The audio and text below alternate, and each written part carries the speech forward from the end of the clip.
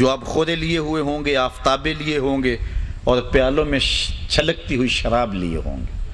وہ شراب اس دنیا کی شراب کی طرح نہیں ہوگی، بلکہ وہ مصفہ اور پاک شراب ہوگی۔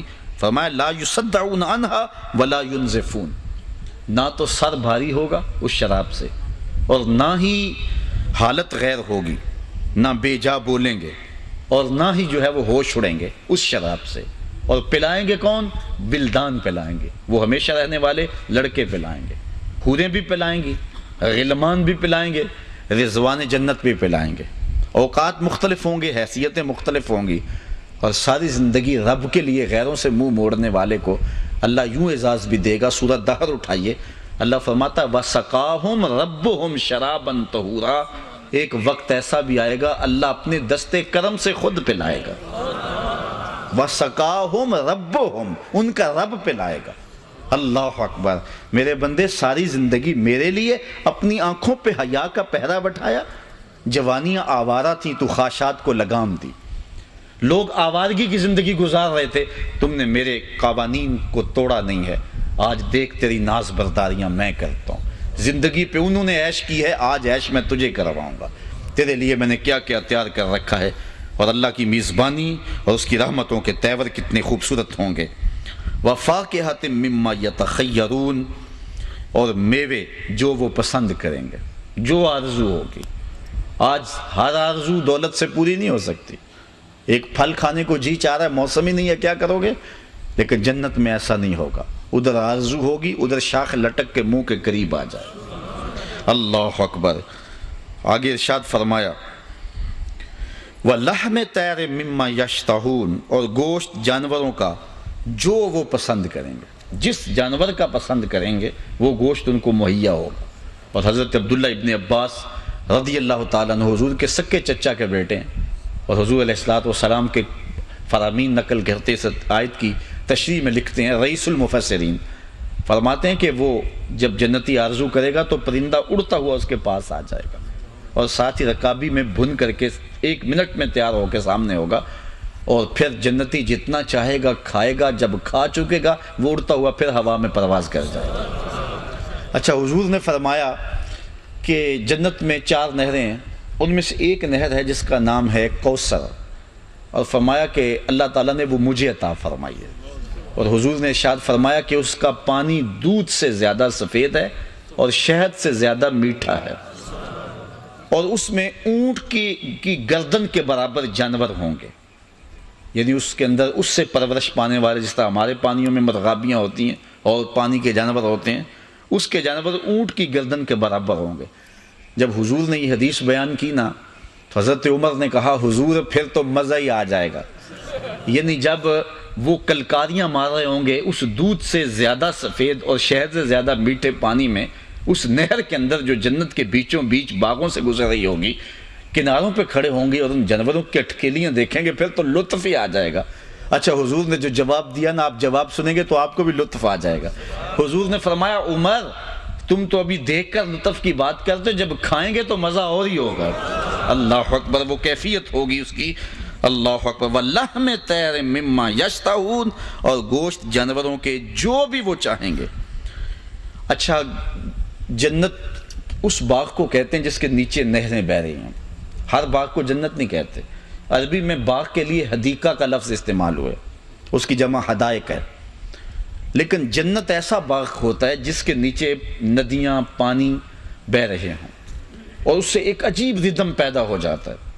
یہ دلی کا جو لال قلعہ تھا، اس میں جمنا سے ایک نہر نکال کر کے لائی گئی تھی، اور چھوٹی چھوٹی نالیوں کے اندر اس پورے محل کے اندر اس کو گردش کروا کے پھر واپس جمنا بھیج دیا گیا تھا، اور ایک عجیب ردم پیدا ہوتا تھا۔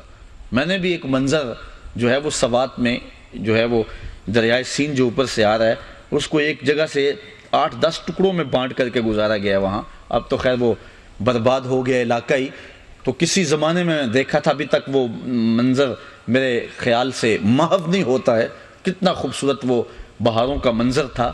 تو اب ایک دریا اگر باغ کے اندر سے گزر رہا ہو تو پھر اس کا منظر بڑا ہی عجیب ہوتا ہے اور بڑا دل فریب ہوتا ہے، اور جنت کہتے اس باغ کو ہیں جس کے نیچے سے نہریں بہہ رہی ہوں۔ اب باغ ہو، نہریں بہہ رہی ہوں، اور نہریں بھی جنت کی 4 ہیں، مائے معین، کوثر، تسنیم اور سلسبیل، ایک خالص شہد کی، ایک خالص دودھ کی، ایک خالص پانی کی اور ایک خالص شراب کی، اور 4 نہریں ہیں، اور یہ جنت کے باغوں کے بیچوں بیچ ہیں، سبزے اگے ہوئے ہیں، عجیب رنگ ہے۔ ہماری نہروں کی زمین تو ریت کی ہوتی ہے، لیکن جنت کی نہروں کی زمین خالص کستوری کی ہے، عجیب عجیب وہ مزے، عجیب خوشبوئیں پھیلی ہیں، اور ہر جو بندہ چاہ رہا ہے وہ موجود ہے۔ لیکن یہ سب کچھ موجود ہو، لیکن وہ بندہ تنہا اس باغ کے کنارے یا اس نہر کے کنارے کھڑا اداس ہوگا کہ نہیں ہوگا؟ جنت میں بھی کوئی لطف آئے گا اگر ہو تنہا، اگر اس کا منہ سے جہاں کوئی نہ ہو، اگر اس کے ساتھ کوئی بات کرنے والا نہ ہو۔ تو اللہ تعالیٰ نے جہاں اس جنت کے ماحول کا ذکر کیا، آگے فرمایا نہیں تنہا بھی نہیں چھوڑیں گے میرے بندے تجھے، تیری تسکین قلب کے لیے ہم نے ہر سامان رکھا ہے جنت میں۔ وحور عین کامثال اللؤلؤ المکنون، کشادہ چشم بیویاں ہوں گی، حوریں ہوں گی، اور کتنی پاکیزہ ہوں گی کہ جس طرح ڈبیا سے ابھی موتی نکالے گئے ہوں اور چھپے ہوئے ہوں، کسی نگاہ نے نہ دیکھا ہو، سورج کی کرن بھی نہ پڑی ہو، جس طرح تقدس مآب اور پاکیزہ موتی ہوتے ہیں، ان حوروں کو اس جنتی کے علاوہ کسی نے پہلے دیکھا ہی نہیں ہوگا۔ اور یہی مرد کی سب سے عظیم خواہش ہے جس کی فطرت بیدار ہے کہ میری بیوی ایسی ہو کہ جو شبنم سے بھی پاک ہو، تر جو ہے وہ گلے تر ایسا ہو کہ جس کو شبنم میں نہ چھوا ہوا ہو۔ ہر شخص کی یہ آرزو ہے کہ تقدس مآب ہو، پاکیزہ تر ہو۔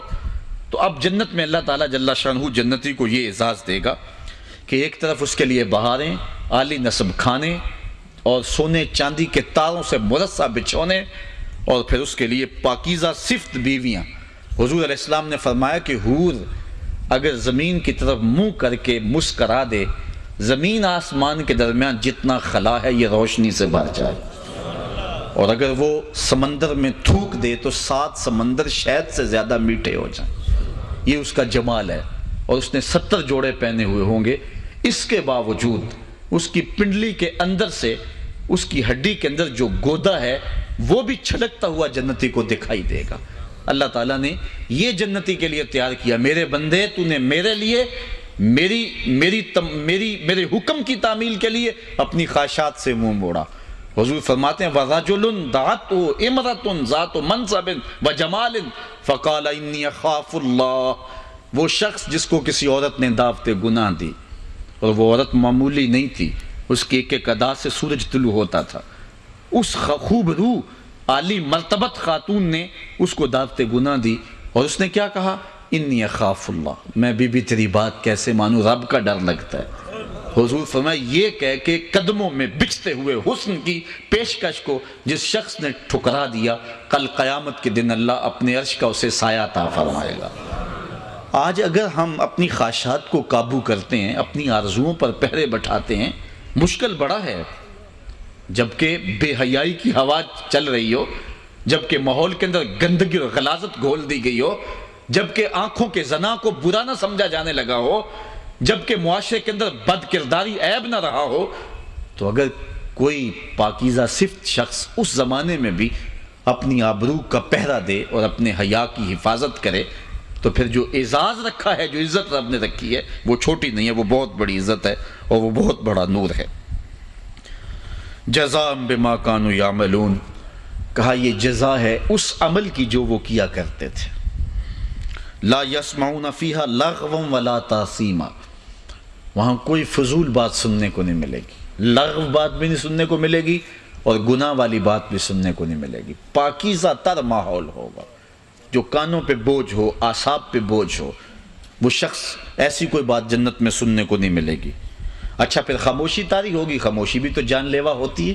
کہا نہیں، الا قیلا سلاما سلاما، جدھر جائے گا سلام سلام ہو رہی ہوگی، اللہ اکبر، عزت افزائی ہو رہی ہوگی۔ یہ ہیں الصحابہ، یہ السابقون۔ اب اصحاب یمین کی کہانی، میں بات کو مختصر کرتا ہوں صرف ترجمے پر اور مختصر تشریح پہ اکتفا کرتا ہوں۔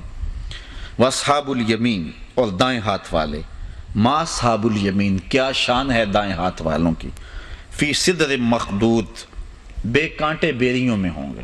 سب سے افضل درخت بیری کا ہے، پھر کھجور کا ہے، پھر آگے چلتے ہیں۔ لیکن ہماری بیریوں میں کانٹے ہوتے ہیں، لیکن وہاں بیریوں میں کانٹے نہیں ہوں گے، اور اتنی ضخیم اور بڑی ہوں گی کہ 500 سال تک تازی گھوڑا سر پٹ دوڑتا رہے، سایہ ہی ختم نہیں ہوگا۔ اتنی بڑی جنت ہے۔ ایک بار سبحان اللہ کہیں تو آپ نے علماء سے سنا ہے نا کہ جنت میں ایک درخت لگ جاتا ہے۔ حضرت آدم علیہ السلام سے لے کر آج تک اور آج سے لے کر قیامت تک کتنے مسلمان گزریں گے، سب کہہ رہے ہیں سبحان اللہ، کتنی جنت میں درخت لگیں گے، اور ایک درخت اتنا بڑا، پھر جنت کتنی بڑی ہوگی، اب تصور ہی نہیں کیا جا سکتا۔